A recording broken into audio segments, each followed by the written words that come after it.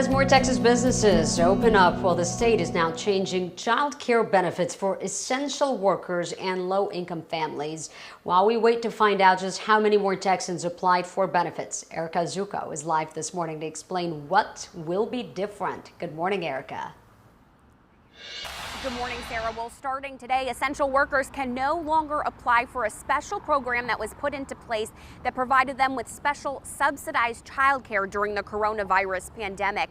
They can, if they are financially eligible, apply for a program that helps low-income families get subsidized childcare. But some changes are being made to that program as well. The Texas Workforce Commission says that these programs were always meant to be temporary, and so now these changes are being made. I want to kind of walk you through some of those. So the state had been subsidizing childcare for essential workers. Starting today, applications for that program are closed. People who are already on it will continue to get childcare for the 3-month period they were approved for under the program. If they aren't, they can apply for the regular subsidized childcare program for low-income families. That program had waived a requirement that low-income families pay a portion of childcare costs during the pandemic. So TWC essentially paid 100% of the cost to providers, even when kids were absent. That will end June 1st. So this plan from the beginning was a temporary measure while childcare centers were closed or had limited enrollment for essential workers only.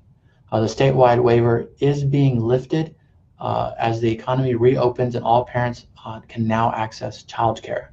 Workforce boards continue to be able to modify the parent share of costs on a case-by-case basis.